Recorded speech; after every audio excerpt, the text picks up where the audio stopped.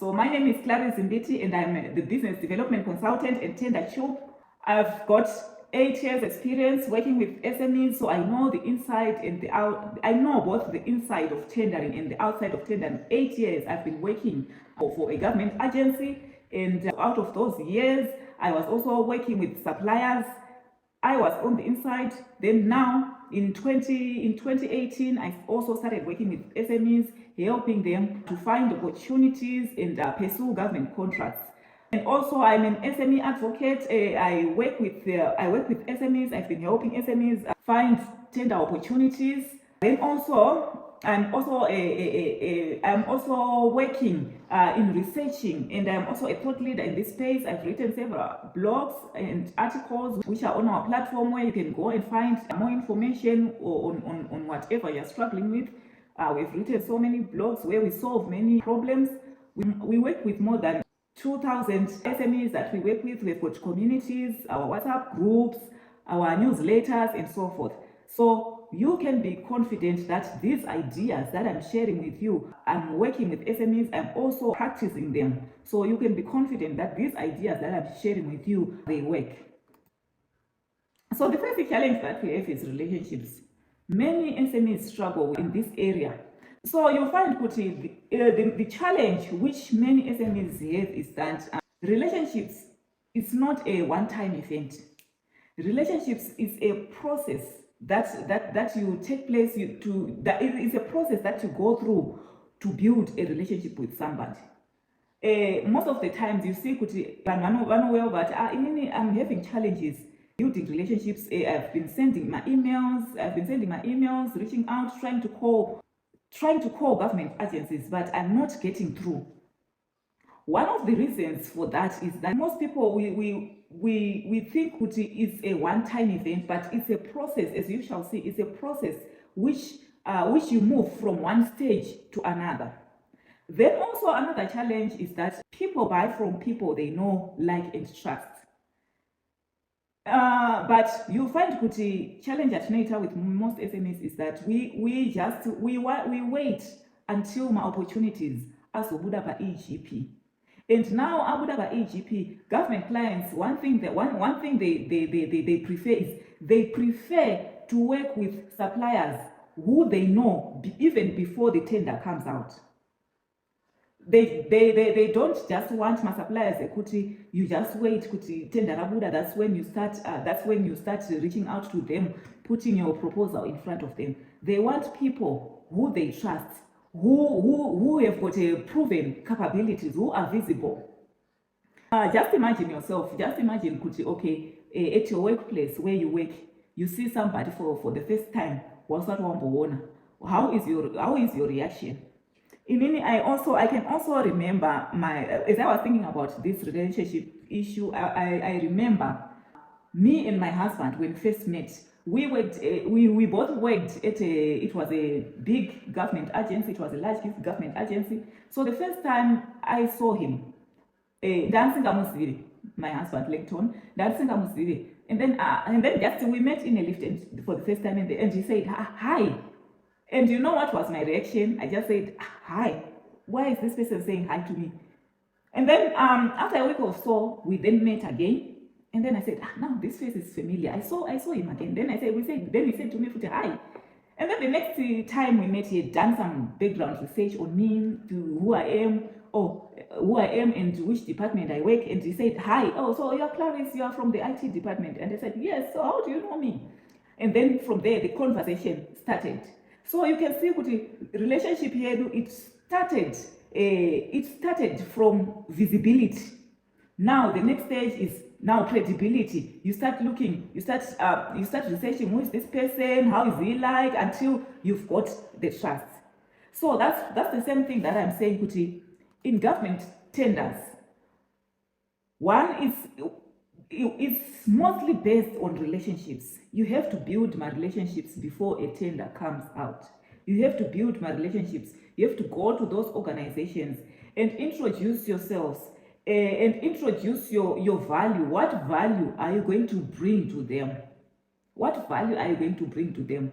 So if you can see from this ladder, building relationships is like climbing a ladder. The first time you are known, they don't know you. Then the next stage is you are now visible. You are now visible. You start approaching them, you start sharing them the value, you start finding out the challenges that they have and how your solution can solve their problems, and also maybe who is their current supplier or who is their current vendor, and what are the gaps that are there. Is this vendor meeting their expectations? So where should you come in? So now you are now visible. Then now you are now trusted. You are now cementing your relationships. You are now trusted. You are giving them solutions to their problems. You are helping them when they are having problems. Until now, they are comfortable in inviting you. It's also, we've got a bid which is coming out. Can you come? Can you please provide us? What? Can you come and we've got this problem and we've got this tender coming out. Can you come and bid for this tender? You are now a partner. They are now inviting you. We've got this quotation. We've sent to your email. Can you please provide us with a quotation? So this is the scenario that you want. As you can see in my story of my husband that I have given you, the first stage it was we didn't know each other. And then as we moved on further, as we continued seeing each other, coming across each other, we are now getting visible. And visibility, it builds familiarity. Now we are now familiar. And from familiarity, now we get to know more each other, and we now trust each other, and we are now partners. So we have to approach our relationships we have to approach our relationships more like a long-term thing, not just a one-time event. So what are the strategies that we can use in terms of relationships? One strategy that I always recommend is identify 3 to 5 agencies that you want to target and build relationships, because it's impossible to build relationships with everyone. Identify with 3 to 5 agencies that I want to target this year, and I'm going to go into those organizations. I'm going to build relationships. I'm going to find out who are the decision makers in that organization, and how can I build my relationships with those organizations. How can I move? If you are totally unknown, how can I move from the unknown and become visible to those organizations? So maybe visibility, you can find out these government agencies, where do they hang out? And you go to those events. Are they on social media? Maybe you can start following them on social media, finding out what they are sharing. Where can I find them? Who are the decision makers? So you now need to create more like a map to say, you now need to create more like a map to identify who are the decision makers. Now we've got procurement officer, we've got the CEO, we've got the director, we've got the engineers. If what you are selling is related to engineering, for example, in construction. Then also, one thing also, after mapping the decision makers, then you now find out, okay, what are my entry points? What are my entry points? How can I get into this organization and build those relationships? When I'm saying identify 3 to 5 target agencies, it doesn't mean you don't apply also other, but for these 3 to 5, you want to build my relationships such that when you know an opportunity comes out, you know you are definitely one of the top contenders to get that opportunity. So these are the strategies that I recommend. Then also, one of the challenges in humanity people, they go into the organizations, can you give us work? One strategy that I recommend is lead with value. Lead with value.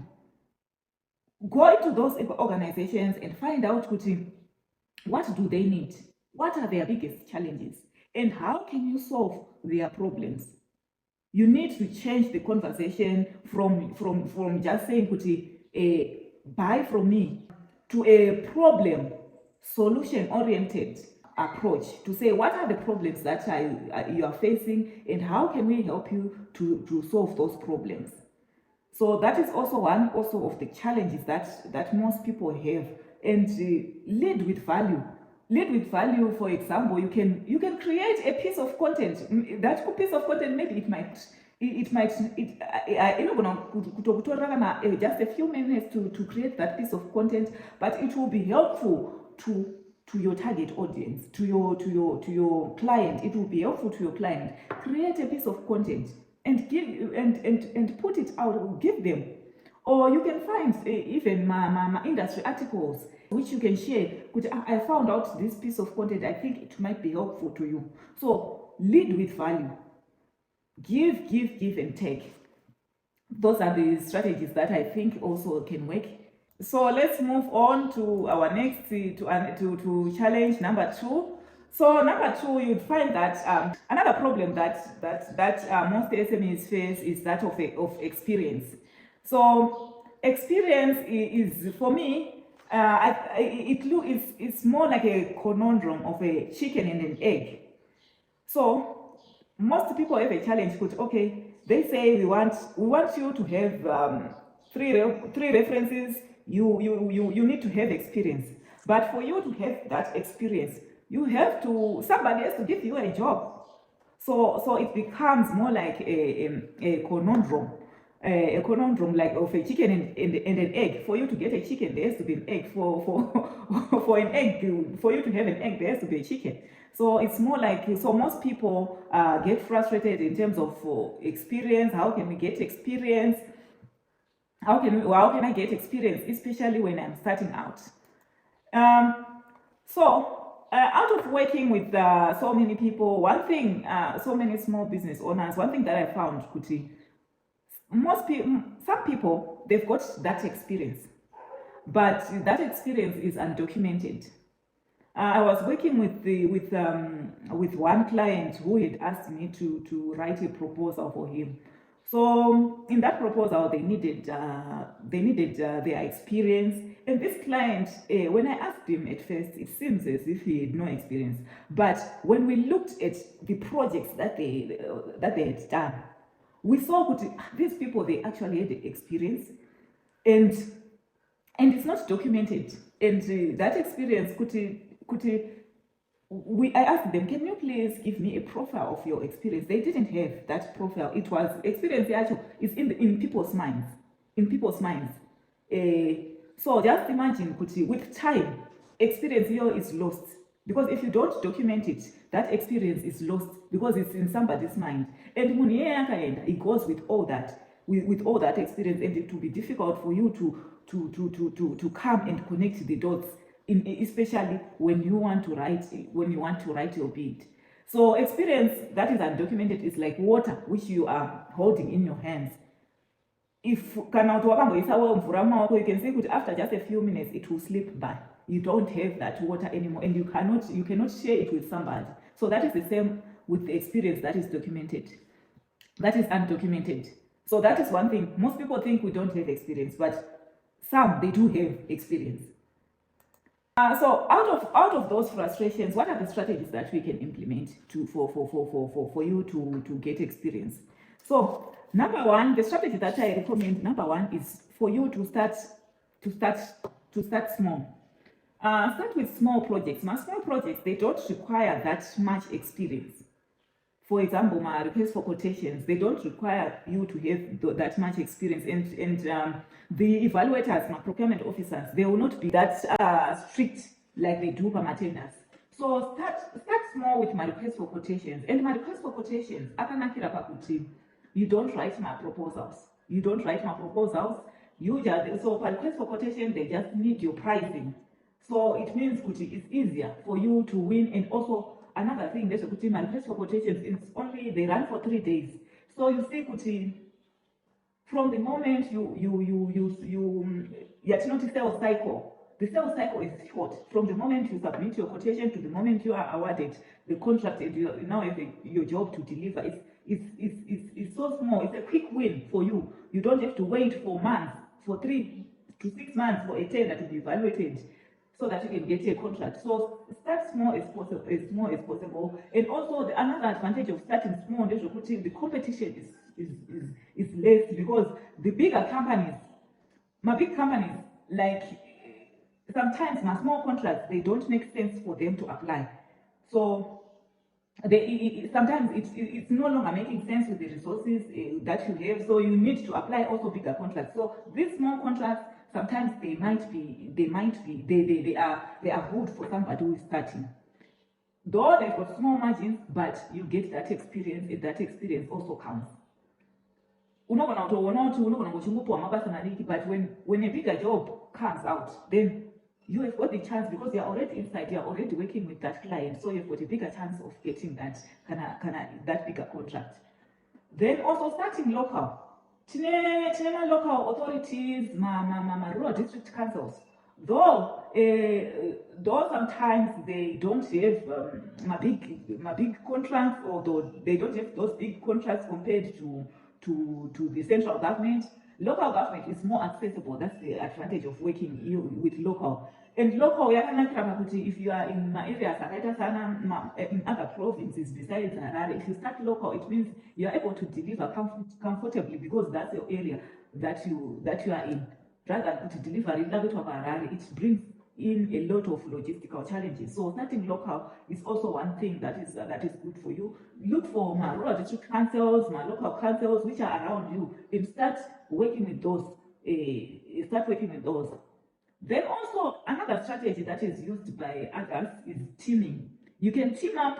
Okay, you can become somebody who is good at finding opportunities, and then you can team up with another small business.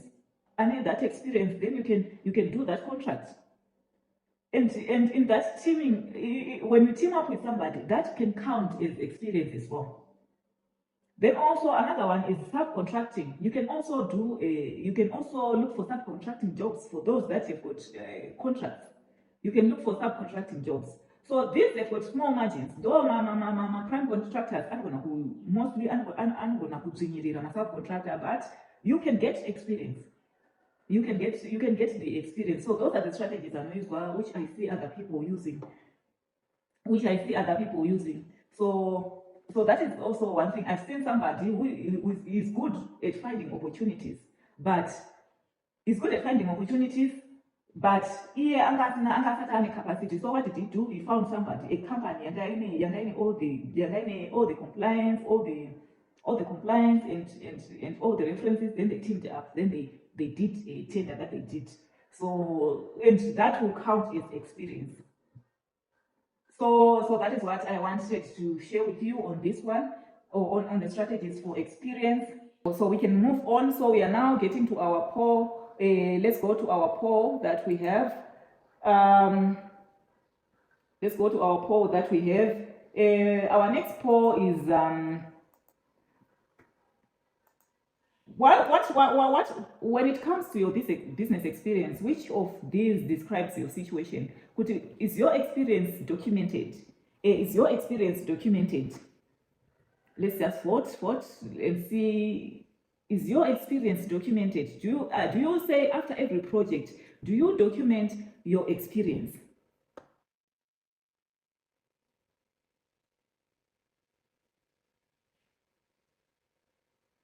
We'll just take a minute on that.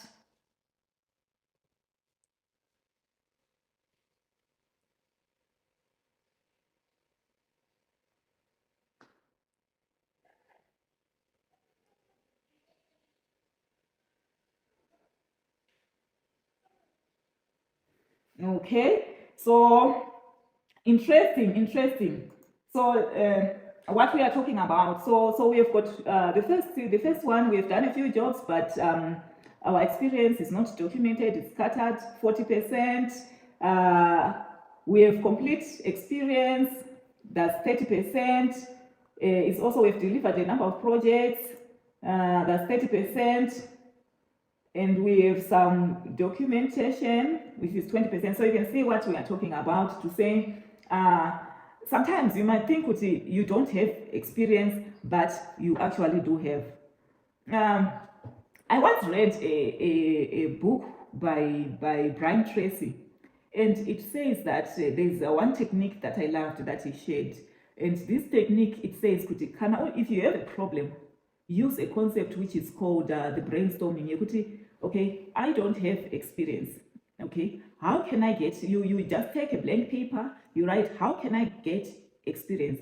You sit down there and write 20 answers on how you can do that. Write 20. What are the 20 things that I can do to get experience? You might be surprised that when you get to 20, the number 20 that you write, it might be the one that works for you. So I found it, I've used that technique to help me solve many problems, and it really works. When you sit down and write all the 20 things that you can do, you find that you'll be having a lot of strategies that you can have to move yourself from one place to another, whether it's experience, whether it's relationships, from unknown to known. What are the things that I can do to move my relationship to here?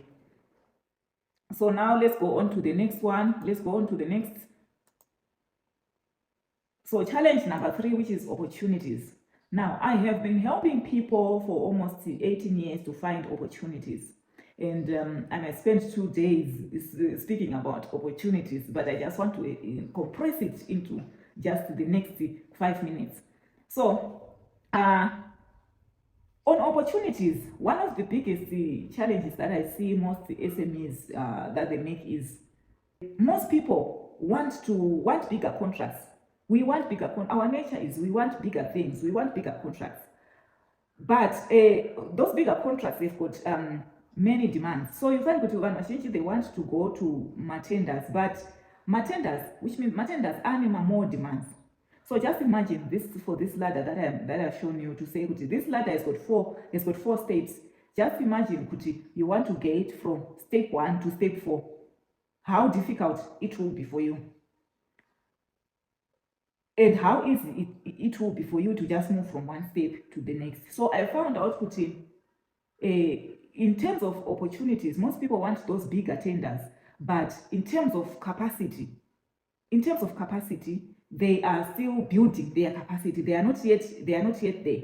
So that is one thing that I found out on opportunities. And another problem is my opportunities. My opportunities, they are there in abundance. You can agree with me with Ukatenda, but AGP, you find so many opportunities that come out every day. And that abundance, I found out is a problem for many people, because we end up chasing my opportunities instead of targeting opportunities. So those are some of the challenges that I see most people are facing. So the secret that is there is to build up, because as you can see, it's easier to move from one step to the next. So it's easier to build up from one step to another. So I just want to show you a quick background of how opportunities look like on the government market. So the first thing is, we've got 3 opportunities, 3 types of major opportunities that are there. We've got the request for quotations, domestic tenders, and international tenders. So you'll find that as we are going up the pyramid, the competition will be increasing, but the volume will be decreasing. And on your side, what will be happening on your demands? So on your demands, we are saying, as you move into tenders, your compliance, it increases. Your capacity to deliver, it increases, because now you are now dealing with bigger contracts, bigger contract values. It means your capacity has to increase. So that is also one thing pama tenders. So the advantage of starting from RFQs, I've already talked about it. Now I'm just explaining in this concept. Start with RFQs. I know some suppliers when my request for quotations only. They don't do my tenders, and they are successful on the government market. They just do my request for quotations. Because tenders now, as you start tenders, you are now writing proposals. And as you all know, it's also as my SMEs, our teams are not that big. One of the things is our teams are not that big. And also in terms of resources, you'd find kuti pamatenders ipapo ukada kuapply unogona kuona unzi tender rikuda spoke fees 350 650 depending on the contract. So rakuda now tender rikuda bid bond. So bid bond maybe re 2,000 300 2,000 bid bond re 5,000. So all those things my demands are not increasing. So we encourage kuti kana uchitanga, if you're starting out, you start with RFQs. There are quick wins. There are so many advantages of starting with RFQs. Then another thing also, Pama opportunities, as you start to transition into tenders, tenders actually akasiyana. We've got some anonzima tinemamwe asiri risk hysteric akaita sema framework agreements. Kana zvinhu zvako zvichitengwa neanonzi framework agreements, kana tiri framework agreements tikutaura kuti government organization inongoburitsa a tender ka1. Saka tender iroro is for so let's say kana kuti zvinhu zvakaita sekuti kana kuti for example toti kana kuti for example toti kana kuti travel, they need to travel throughout the year, but they cannot just akwanisa kungoburitsa kuti tikuda we every time tender for travel, tikuda company inoti which can do travel tickets for us. So now what do? They put out a framework agreement. They just evaluate it once. Then kana ma-evaluator, it means kuti when the time of need arises, kana vada kutenga, they just look at the suppliers they've already evaluated from this. Maybe they've evaluated about 5, 6 or 10. So those 10, they can invite them to just they invite them to submit their quotations. So it means kana competition area about 50 bidders. Now we are now 10 bidders. And also so that's the advantage of framework agreements, because they limit competition. So kana mamri 50, now you are just competing muri 10.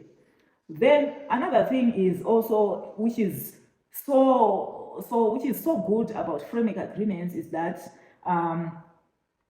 like it doesn't have my limits. Once they are evaluated, unokwanisa kutowina contract inotosvika 500,000 600,000 chingori framework agreement ipapo, because they don't require you to go to tender it again and again. So framework agreements, I highly recommend them when you want to move to tenders. Don't directly move to tenders. Do framework agreements. Look for contracts which limit competition, like framework agreements. Then also for tenders, tinanons multiple awards. So multiple awards, we are saying kuti anonzi vamwana lots kuti let's say for a building, let's say a government agency wants to build a complex or just a building. They might say kuti, okay, my electricals, they might divide into my electricals, into my plumbing, into roofing. So you can choose you can choose okay, now I want to compete on this, I want to compete on this. So anonzi lots. Saka, those ones are good as well because they don't strain you. They don't strain you in terms of capacity if you are not able to do the contract really bigger like that. So that's also one thing. Then another thing for my opportunities are you cannot use the same strategy. You will not use RFQs. You cannot use the same strategy to do domestic tenders, to do international tenders. The strategies are different. Here, Pama RFQs is just pricing and your speed. You need to be up to speed because it's just 3 days. Then on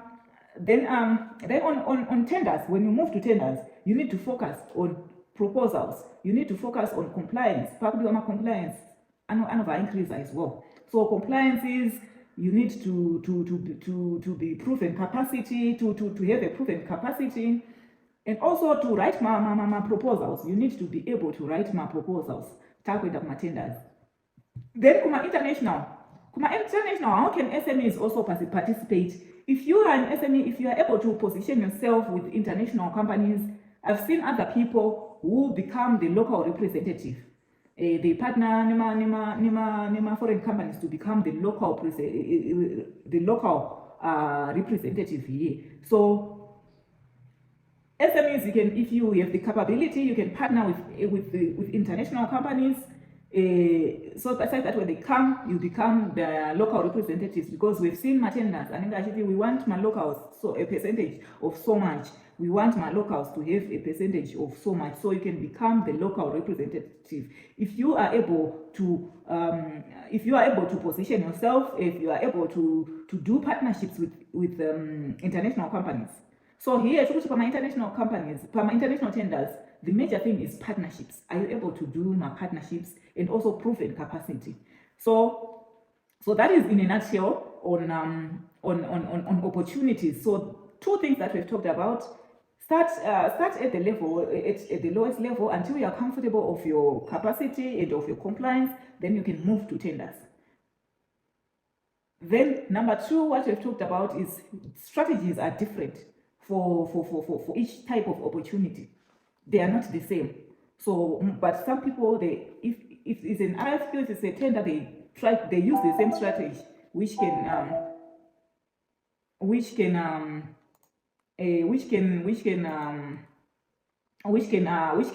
also be, which is not really ideal, which can also have some other effects.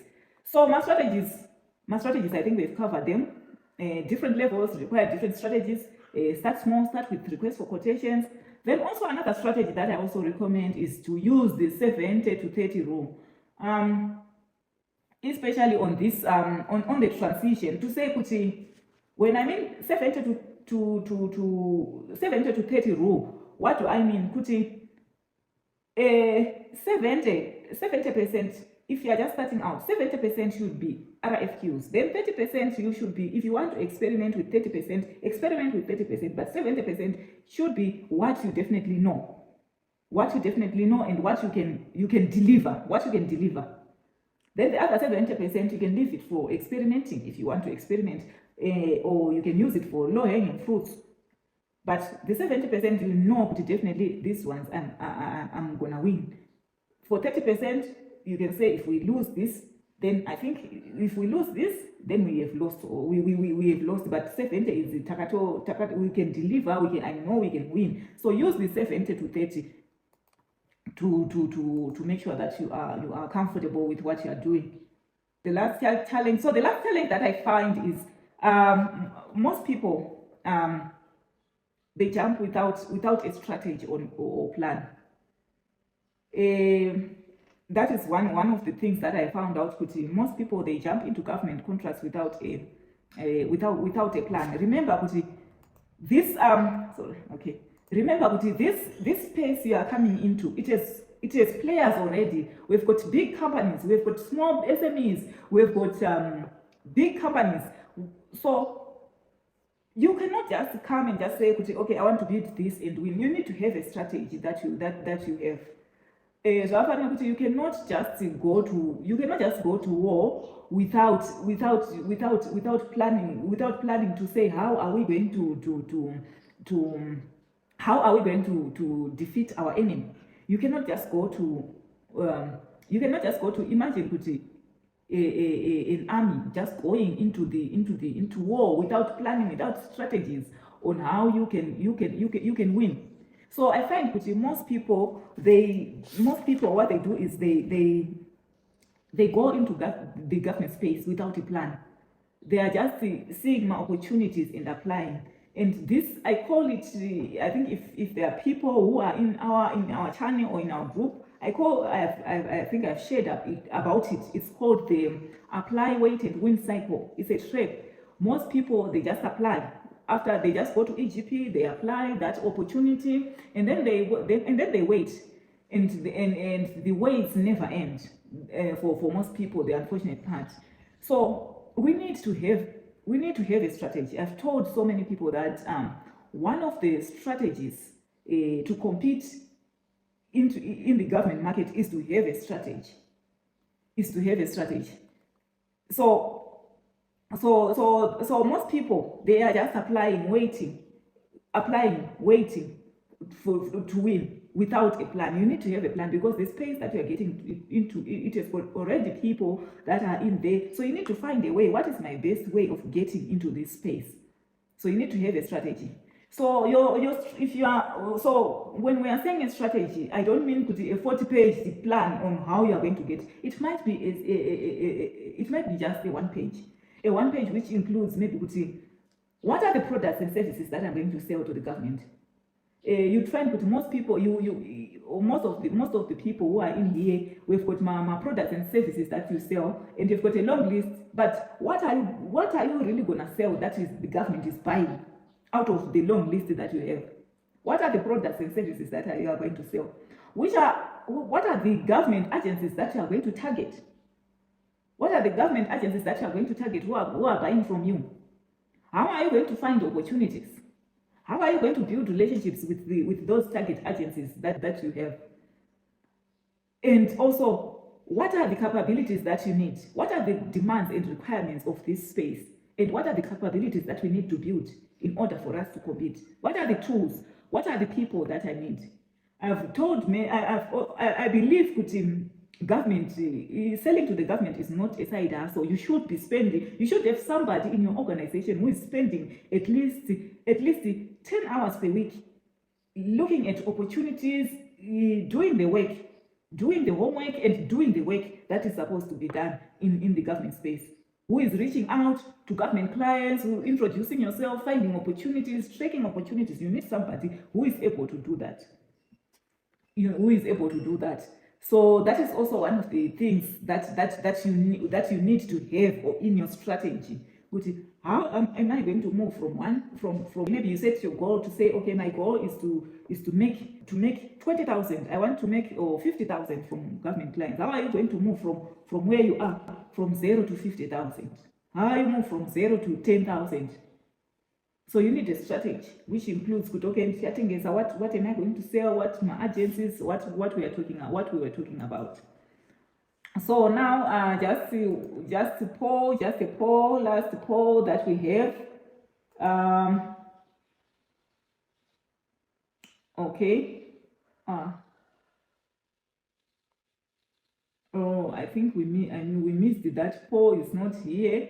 But that poll, it was just a matter of reflection to say, do you have a strategy? Like for 2025, what was your strategy? Did you have a strategy? Did you have your strategy? And did you manage to follow your strategy? Did you manage to follow that strategy that you have set for yourself? I think you can reflect on yourself because it seems we missed that poll. So you can just reflect on yourself there. Did you have a strategy? What strategy are you also not only having strategy for 2025, because 2025 is now coming to an end. We are entering into 2026. What is your strategy for 2026 as we are concluding 2025? What are you going to do next year?